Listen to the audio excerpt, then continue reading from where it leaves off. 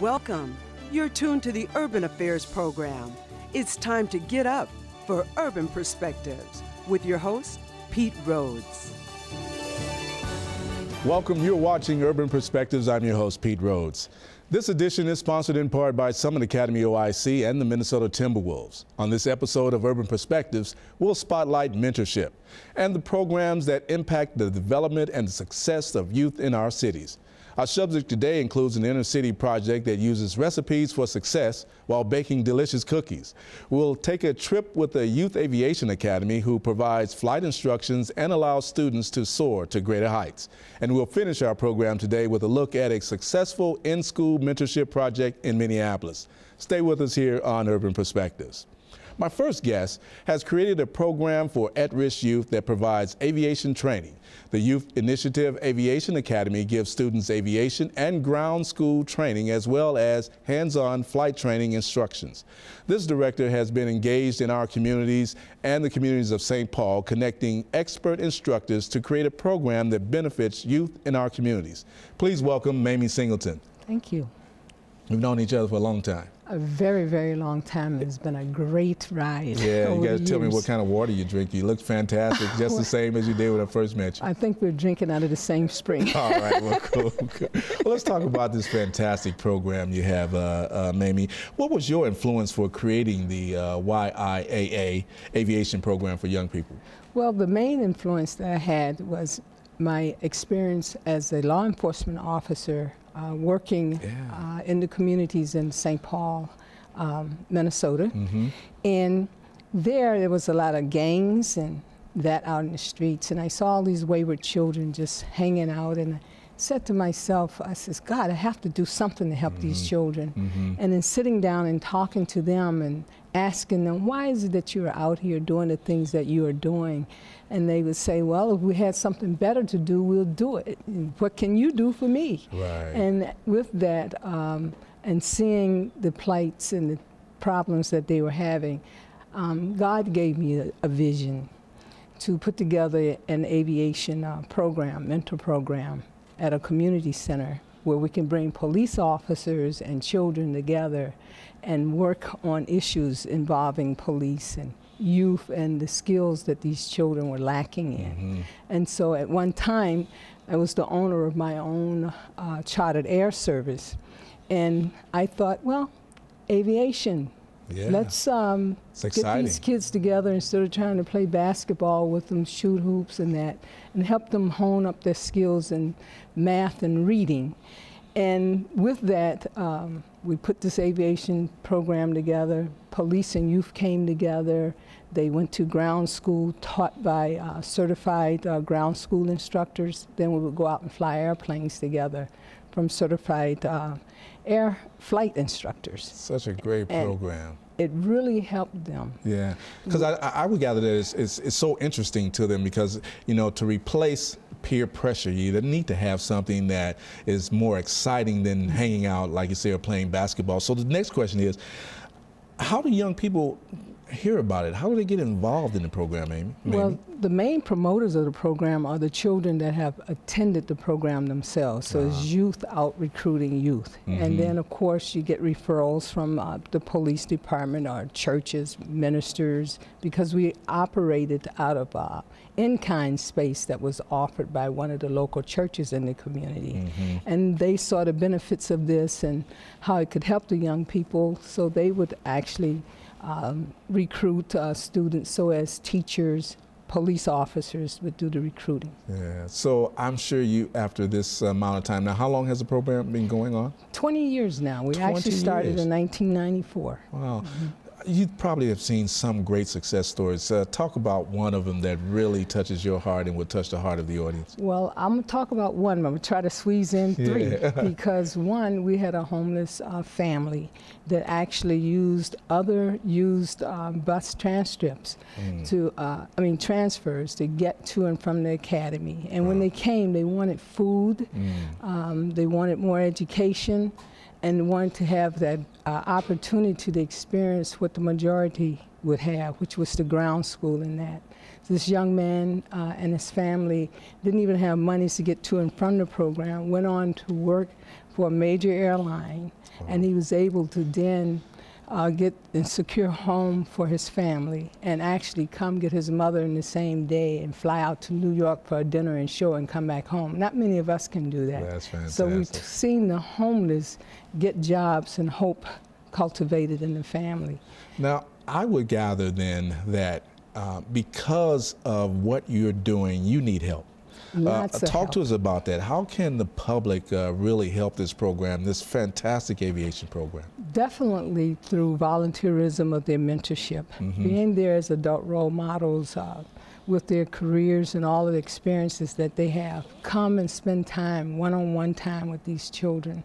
We need a location to mentor out of, as the church who had given the in-kind spaces in transition, so we do not have a place right now that we could actually teach out of. So we're looking at acquiring an airplane or a hangar, something such as that, so they can have their own meeting space. Of course, money to operate, but a lot of love and donated time can go much further than money, but money does and is a very important factor of that. So they can go on our website and donate there. That would be great. We'll continue to push this for you, Mamie, and thank you so much for being here. Mamie Singleton, you're doing a fantastic job. Thank you. All right. Thank you. Coming up, we'll talk with a program director who helps to create a safe and engaging place for young people, helping them to train, work, and bake bright futures. I'll talk with Toranda Richdarson from the Cookie Cart next on Urban Perspectives.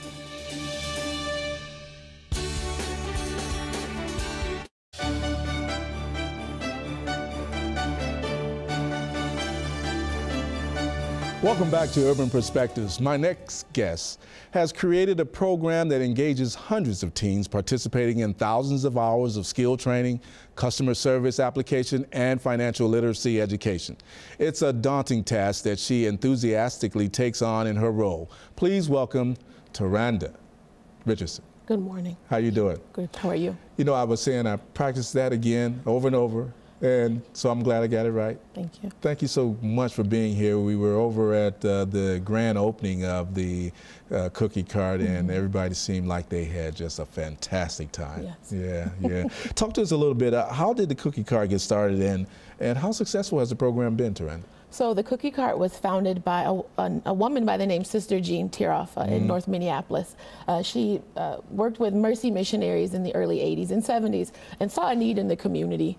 She noticed a lot of little kids kind of unattended to, in her neighborhood, and so she basically would allow them to come into her home after school and make cookies. Wow. Before long, she had a line of little kids waiting on her doorstep, and from there started to get the sense that maybe the need was greater than what was being addressed. And slowly but surely, we were able to be given a storefront, and then through a lot of community and corporate level support, we were able to build the program into what it is today. What is a typical day like for a young person working at the Cookie Cart? On an average day, a youth would arrive after school. They would be working, say, in the bakery, working on cookie production. On an average day, we may have anywhere from 500 dozen to, say, 1,000 dozen cookies that need to be packaged into individual containers. Okay. They may have to attend a financial literacy class in the building. We also have a new space where they're working on their National Career Readiness certification. We also attend a lot of community events, so they may be heading out the door with one of our adult staff persons to go and participate in the community event. But usually it takes course over 2 or 3 hours. We like to have them out the door by 7:30 so they can go home and be a student and enjoy their lives. Now, we saw just an outpouring of support at the re-grand opening of the Cookie Cart. So I gather that there are a lot of partners, and it takes a lot of partners. Who are some of them, and how do they help support the program? We have a lot of community and corporate level partnerships. For example, General Mills has been a long-time supporter of our organization. We have a board member that helps with kind of guiding our strategic vision and direction. We have a long list, so it's hard to name a lot of them, but between community and corporate partners, we may receive in-kind donations, so things like ingredients that help us sustain and watch our bottom line, to volunteer support, where we may bring in a group of 20 professionals that can come in and share some of their expertise and give our youth encouragement and kind of guidance for their futures. That is fantastic. Now, How long is the training program? Is there a set time for a student starting to finish? I will say, we really ultimately believe you will set the ultimate timeline for your stay at Cookie Cart. On average, youth work about a year, but we do have youth who've worked up to 2 years, and those youth are really going above and beyond and have been promoted to, you know, higher level leadership positions. How has this helped you? How long have you been there? I have had the privilege to serve Cookie Cart for the past 9 years. I just had my 9-year anniversary. And when I began there, it was a smaller group of youth and not a whole lot of core programming. Personally, for me, I have a passion for youth work and commitment. I love North Minneapolis, and so it is something that I really consider a calling. Sister Gina is a great friend of mine, and I regularly visit with her, and she gives me a lot of encouragement and guidance. So for me, being able to watch this renovation unfold, $1.75 million devoted to the youth in that community, it really means a lot, and I'm so honored, I would say, to be able to serve the organization. How do we help? Everyone needs help. We talked earlier to the YIAA program. It needs help. How do we help? Ways you can help are, first, come into our storefront. There's a misconception that we're not open to the public, and we are. So we're open Monday through Friday, 9 a.m. until 6 p.m., Saturday and Sunday, noon until 4, so you can come in and purchase cookies. Tell your friends and family about our program, and I would say really work to spread the word.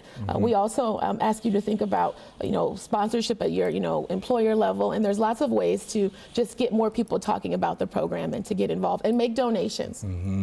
And you can buy the cookies, of course. Obviously, you have a great product there. How many do you sell at any given time? Last year, we produced 55,000 dozen cookies, and we're set to exceed last year's numbers by at least 20%, given all of the energy around the grand opening. I know the holiday season tends to be very busy. Yeah. So. And right now we have how many students there at the Cookie Cart? Currently, we have about 60. By the end of this year, we will have served 200. Wow. And so how do you come up with the ingredients for these cookies?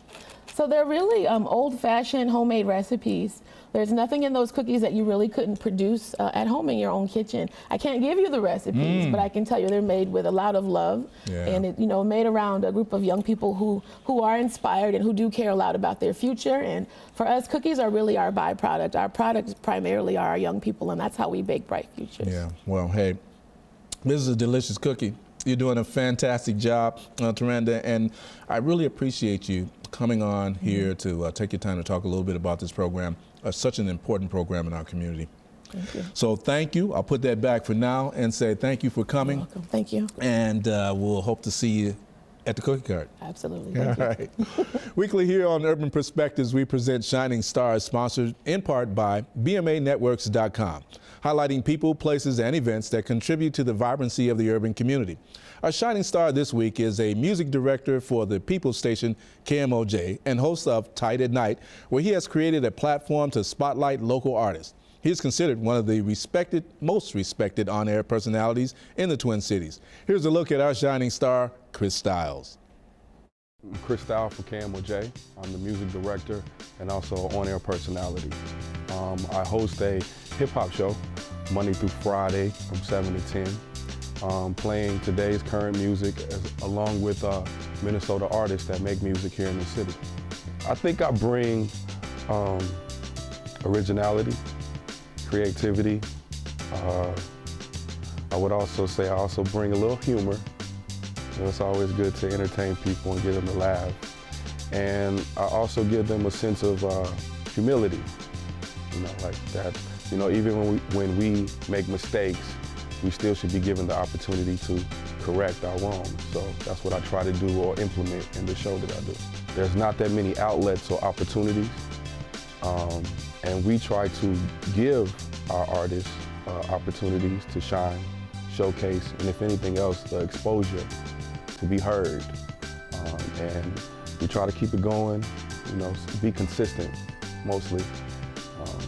And I can only tell you from the feedback of what people tell me, and from what the artists tell me, thank you so much. They praise the show. They give us thanks for what we do, because they themselves tell us that they don't have that many opportunities out there. Honestly, I feel like I'm doing God's work. I remember getting into this business that I'm in, I wasn't given a lot of opportunities. I actually came into the business the wrong way, learned from my own mistakes. Nobody helped me really. And, You know, to be able to do something for someone else is a gift in itself. So for me personally, you know, aside from the business aspect, I get a sense of enlightenment. It makes me feel good to do things for other people or allow them to shine and be in the spotlight. This is Chris Style from KMOJ, and you are watching Urban Perspectives. Up next, we will explore the benefits of one-on-one mentorship with Black males and the importance of adult participation with the creator of 100 Strong Who Care. James Burroughs is next on Urban Perspectives.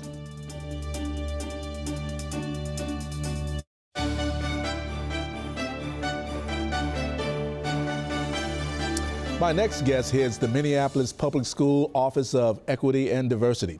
He's an attorney who brings an understanding for cultural engagement and community outreach. He is the creator of 100 Strong Who Care, whose mission is to increase the success of young African-American males by pairing them with successful role models. Please welcome James Burroughs. James, how you doing? Pretty good, Pete. Thanks for having me. I'm so happy to be here with you today to talk about this fantastic program. And I'm happy to say that whenever you ask me to be involved, I can be there. It's such an exhilarating opportunity to engage one-on-one with students. A great job, man. Well, thanks a lot. I appreciate you coming. How and why did you create this? We know that it's successful, but how did it come about, James? Well, it happened when I started the Minneapolis School District in 2008. I noticed that we had about 80% white teachers in our school system. There's nothing wrong with that, but our young kids of color, who are about 70%, didn't see role models or images of success. Yeah. So what I said I was going to do is start a program called 100 Strong Who Care, Building Bridges for the Next Generation, to bring in professionals of color and people who could say, you know what, I was where you were, and you can be what I can be as well and what I am now. And our young people just ate that up and loved it. So we started in 2009. 2009 is fantastic. Now, so who are some of the partners who participate in the program, and how successful has it been to get people involved? It's been very successful. We've had over 1,000 volunteers and about 10,000 students touched in that 5-year period of time. Wow. One of the organizations that helped start was Twin Cities Black Employee Network Group. There are a lot of Black employee resource groups in the Twin Cities at the different companies, General Mills, Cargill, Target. They help us get it started for the first one. And then from that time, we've had the National Hispanic MBAs as a partner. We've had other companies like 3M as a partner as well. And we've been very successful in bringing in new partners on a regular basis. We also have the Black Greek fraternities and sororities as part of something called Scholarship Service and STEP we did in partnership with you, and bringing a lot of that to the STEP shows to our young kids, but also recruiting them for college careers as well. Yeah. So why is this format so important, this one-on-one mentorship with making successful outcomes for young African-American males? It's very important because a lot of our young African-American males especially don't get a chance to see positive images of success. Now, not to say that there are not positive images in their homes, in their neighborhoods, but a lot of times when you don't see those images on a regular basis, you get discouraged about what you can be or what you can do. A lot of our young boys want to be a LeBron James, and that's not a bad thing, but they want to be LeBron James, that's all they see. We wanted to bring them these mentors so they could be one-on-one mentoring, and it's important because it's a real short commitment. 2 hours of your time, you come in, talk to young people, especially our young African-American males. We do it in a circle format so they get a chance to have a dialogue and relationship. And from that relationship, they build positive images of success and also continue those relationships along the way. What are some of the goals for this program moving forward? You've been on just a short period of time, and it's amazing how many individuals you've already touched. What are your goals moving forward with the program? Well, a couple of them. We just started the Office of Black Male Achievement at the Minneapolis Public Schools, and my colleague Michael Walker runs that. April of this year, we did 100 Strong Who Care specifically for Black males. We had called the Black Male Edition. We partnered with groups like the Monitors and other organizations as well. I know, I saw you. And what we did from that was we wanted to say, okay, adults, when we start this Office of Black Male Achievement, we want you to come back and be one-on-one mentors. So we're in the process now of establishing that office, building the foundation and the goals for it, and then we're going to have these mentors come back and work with our young men on a regular basis as well. So how does one get involved? I mean, how do we find out? The audience out there may see this as a fantastic opportunity just to touch a young male. How do they get involved with you? 2 ways. One is mark this on the calendar, October 21st, 8:30 to 10 a.m. at Richard Green Elementary School, which is in South Minneapolis.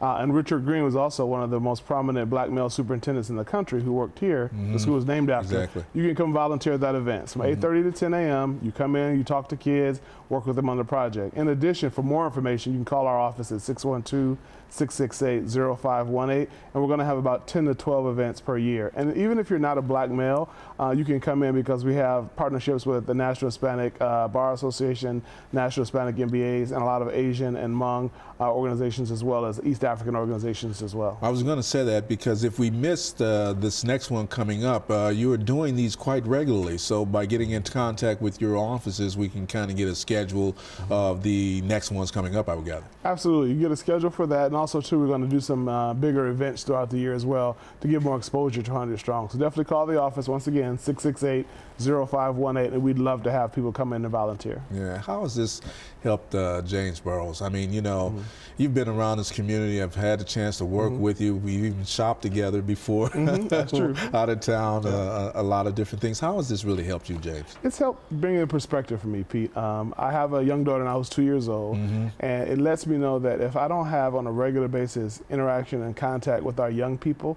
a lot of the things that I have learned from our elders will be lost. So every day I go to work and I get excited about changing a young person's life, meeting a young person, saying hello to them, working with their parents to make a difference. So it's humbled me a lot, but it's also put in perspective about the reason that God has me on this earth and the things I need to do. I'm sure you've seen a lot of success stories with our young people, and we really commend you, James, on coming up with this idea, and not just coming up with the idea. You are actually engaged in it, and you'll grab people and make. You got to come over here, and once they come over, they're hooked. So thank you so much for being here today and doing what you do in our community. Well, you're welcome, Pete, and thank you for your commitment and your volunteering with Kim as well. And you've been at several 100 Strong events, and definitely tell a friend and keep coming back. All right, James Burroughs, my man, I appreciate you being here. Thanks, Pete. Thank you for watching Urban Perspectives. It's been a gratifying show. I'd like to thank our sponsors, Summit Academy OIC and the Minnesota Timberwolves, and my guests, Mamie Singleton, Toranda, Richdarson, and James Burroughs, and you, the audience, for getting up with Urban Perspectives, helping to make it one of the hottest shows in the Twin Cities. Don't forget to like our Facebook page, and remember, there are positive things that are happening in our cities. You can see them right here on Urban Perspectives. Now enjoy the photos of the week featuring the grand reopening of the newly remodeled cookie cart. I'm Pete Rhodes, and I'll see you next week.